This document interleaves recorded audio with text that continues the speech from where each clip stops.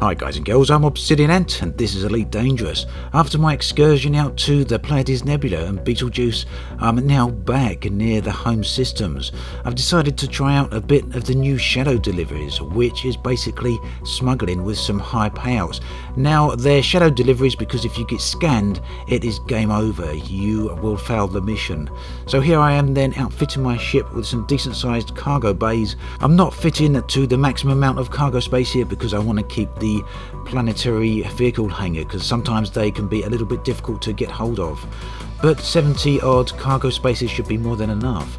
Now all we need to do is find one of those shadow missions, or indeed any smuggling mission, and straight away we can see one here, 200,000 credits. It's only 8 light years away or so that's quite a sum of money just for that short distance. And here we are with an even better one. Look at that, 5.5 million nearly for just over 400 light years of travelling. Now the idea here is also to see if we can stack a few of these. The more missions you actually have of this type, the more chance you have of being interdicted and chased down, because basically you have a chance of being interdicted for each mission that you accept. But I'm not going to take too many of them, mainly for that reason, and also because I don't want to sit here too long browsing through the bulletin board. Now the bulletin board does refresh every 10 minutes, and that is due in another 5 minutes or so. Here we are then after the refresh. Let's have another look to see what's on the bulletin board this time. It'd be pretty nice if we could find another one for at least 5.5 million. Who knows, maybe there'll be an even higher value one. Looks like straight away there's a 2.5 million one, and also nearly 7.5 million. Nice, and hopefully quite close to the destination of the other mission. So I'm definitely going to accept that, and I'll accept that 2.5 million one at the top, and that totals nearly 15 million, and I reckon I can do that in probably quite significantly under an hour's worth of travel. Now this asp can jump about 30 light years or so, but that will be quite a bit less once the cargo holds full right up. Let's review what missions we got then, and then we can jump to the galaxy map and see how far we got to go when we plot the course. So as you can see, we got 4 of them, and the first one is right next door. That's just 200,000 credits. Tempted I was to actually leave that mission there on the bulletin board when you actually can consider we've got such high payouts for the other ones, but this gives us a good taster of what to expect along the way on these other missions. Now as I say, we're likely to get interdicted a fair amount, and also we probably get scanned, or hopefully we can avoid the scanning when we arrive at the stations, because if you get scanned either after being interdicted, or if you get scanned when entering or leaving the station, as I'm leaving here I might also get scanned, the missions will fail, and it won't just be one of the missions, it will be all of them. And that will be a bit of a nuisance, especially right at the end of the travelling, because obviously you've invested quite a significant amount of time at that point. Near the start of the video I actually mentioned I was near Betelgeuse, and I've had a number of comments actually correcting me on the pronunciation of that. But that is one of the actual correct pronunciations, and nearly smashed my ship up there, a bit too eager to get out. Again, if I get scanned here, it's game over, so I've got to boost away as fast as I can and then make the jump. Now, the thing here is to actually make the jump to supercruise rather than the jump to hyperspace, because you can actually usually do that a bit quicker, because it's easier to align just directly straight out of the station and then go into supercruise. And from supercruise, you won't get scanned, so you can do the jump to hyperspace. So as I was just saying, all the suggestions for the word Betelgeuse that I've got in the comments are actually correct as well. There's not really any wrong way of saying it, and that in large part is all due to the poor translations of the original word over the years. So I've got to get in here then without being scanned. 7.5 kilometers before I can make the docking request, which I've just done, and now I've got to boost in here pretty much as fast as I can. There isn't any real way of avoiding a scan now. Deploying chaff doesn't actually do anything, and going into silent running doesn't really seem to do anything. The authorities can still scan you. The most effective way is just to get in as fast as possible. Now sometimes I make the mistake of getting caught just underneath the grill here. I don't quite get in properly, and well, once you're caught under the grill you've got to reverse back up again, and that all takes extra time, which means that there's a much higher chance of getting scanned. And as you saw there, I clipped the top of my ship coming in, which is why I always carry a shield, even if it's only a light shield. Here I'm just using a class 3 shield, so enough for the purposes that I'm actually using the ship for. So here we are, we got in without being scanned. We can deliver the cargo now, and that will give us 200,000 credits as a reward. Not bad for that very short journey. We've then got the more difficult prospect of jumping 400 light years ahead of us. Now you can pick these missions up from any outpost or station that is a significant distance from the rest of inhabited space. Robigo mines are actually around about 400 light years away. You can go from there, and you can also pick missions up, very high paying missions in fact, from Obsidian Orbital out in the Pleiades Nebula, and smuggle them back into inhabited space.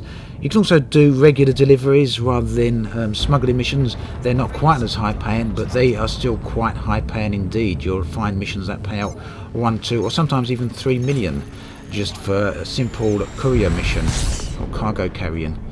So there we go, we got out nice and easily straight into Super Cruise, and now we make the jump to hyperspace. Right, I didn't spend too much time on the outfitting screen at the start of this video. I actually wanted to save the video for the more interesting content. But you may have noticed that I actually had a cargo rack fitted in the Class 6 slot and a fuel scoop fitted in the Class 5 slot. Now I could have fitted a much larger cargo rack in the Class 5 slot and really significantly increased my cargo space. But I'd like to be able to refuel as quick as possible on these missions.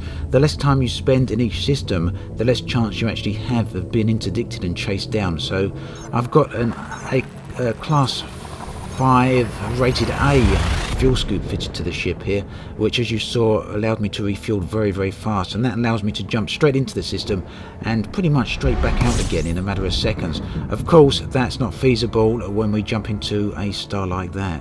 Now, in case you're wondering what happened here, I've made about 12 jumps so far, maybe 14, and I've only got a few jumps left to go. Those jumps were totally uneventful. I didn't get interdicted or chased down once at all, but I've actually come to a bunch of white brown dwarfs here which I can't refuel from, and as you can see my fuel tank is nearly empty. And that really was the problem. Here it was dark star after dark star, or even white dwarf here, none of them from which I could actually refuel from. This mission here, this system rather, get the word right, was actually the only occasion I actually got interdicted on. Very strange, because I was actually expecting to get interdicted a whole lot more, and that actually just happens now. But fortunately, the interdiction played out very, very quickly. I can only assume the NPC must have had a very weak interdiction drive, or perhaps crashed into the star, which they sometimes are prone to doing. This then is the second to last jump, and naturally I come across a star which I can finally fuel scoop from. You can see there, and you can even hear there, that my fuel tank was very nearly at an end, which is why I went down to economic routing, because when you do that you do much smaller jumps, which means you can travel significantly further on the amount of available fuel. In fact, on a full fuel tank, if you just use economic routing, you can get well over 1,000 light years out of the single tank, but you get significantly less on that than that if you use fast routing, or fastest routing. Now I've sped this up a little bit here because it takes a little while to actually get to the station, so just to keep things a little bit interesting, I've sped that up, and we are just about to arrive momentarily, and we didn't get interdicted there. So pretty much the whole trip out here was uneventful. The only problem now is, can we get into the station without being scanned? And there is a lot of money hinging on this right about now. At this point it's taken me about 40 to 50 minutes to actually get here, so it's also quite a huge time investment hinging on this. If I get scanned, all the missions will fail, and that amount of time I've actually invested into the gameplay will also be wasted. So it's just a case of keep boosting and aligning. Sometimes I try and boost from this distance, but I'll only do that if I know I'm correctly aligned. As you can see, I'm not quite aligned here, and it will be a big problem if I actually go below that grill there. I'll almost certainly end up getting scanned, so I've got to get in there. And we made it. Only problem here though is that, yet again, the docking authorities have given me the landing pad right near the entranceway to the station. I really dislike those ones because I invariably overshoot them, and I nearly always have a trouble landing on them. Probably should go back to landing school here because I've made quite a hash job of it. Luckily there's no ships in here to actually scan me, because I think I would be in a bit of a trouble if that were actually the case. Finally managed to align with the docking pad, but then overshot it and then started fluffing around with the throttle controls, shooting back and forth and finally crashing down like that. Just look at it. Good job I've got that shield, eh? Now, looking at the time, you can see it's just under 40 minutes since I left the first station. So, quite a good payout, hopefully, for the amount of time spent. Let's see what I get here. I believe that this was the highest paying mission. I wanted to do that one first to get that out the way, and leaving the least valuable ones till last, so that there's less risk when I actually get to the final stations. 7.3 million then, plus the original 200,000, that gives me nearly 7.5 million for around about 38 minutes or so. And on this occasion, there really wasn't much risk. I didn't get interdicted at all, and so far I've managed to avoid the scans. Here I am then, about to hand in the next mission. This one is the 5 million mission reward. Now, in some respects, outposts are generally a bit easier to get around, because they usually don't have authority vessels around them, meaning you're less likely to actually get scanned. But the downside is that if there is authority vessels around here, you can actually get scanned when you're on the landing pad. Lovely looking planet there in the distance though. Very nice. Can't wait to be able to get down into the atmospheres of those types of planets. Although I'm not going to actually do it here, if you are a bit concerned about getting scanned while you're sitting here on the landing pad, you can enter the hangar and go down into the docking area, and once you're down there you won't be able to be scanned at all. Let's have a look at the bulletin board then and hand in this other mission. There's one more after this, I believe, and that will complete our particular trip and our task. What have we got? As I say, this is the over 5 million there, nearly 5.5 million. So that puts us to about 12.5 million or so then, if I've got my sums right. And this station was a very short journey from the previous one, just a single jump if I recall correctly. One more to go then, and as we leave this station we can have a nice look at the environment there. In particular the planet in the background, one of the more notable pretty looking gas giants I've actually seen for quite a long while. And again we're landing at an outpost. Now if you do want to do these missions, you probably want to do it in a medium-sized ship, because that allows you to get the relatively large cargo hold, but it also means you can still land at an outpost. If you come out here in a clipper or anything of that sort of size, you're not going to be able to take missions that allow you to land at an outpost, because obviously the ship can't fit on the pads there. So there we go, another 2.5 million, totaling around about 15 million for just over a 1 hour of play. So if you fancy trying your hand at a bit of smuggling, they're actually very nice to do, and they can be a lot of fun, especially if you get a lot of ships chasing after you and a lot of interdictions. They can be quite risky indeed.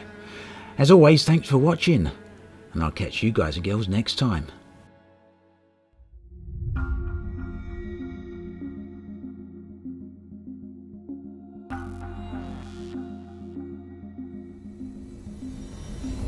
Hi guys and girls, I'm Obsidian Ant and welcome to Exploring Elite Dangerous episode 39. I'm right out here, as you know, on the opposite side of the galactic core, and I'm trying out a few planetary landings here.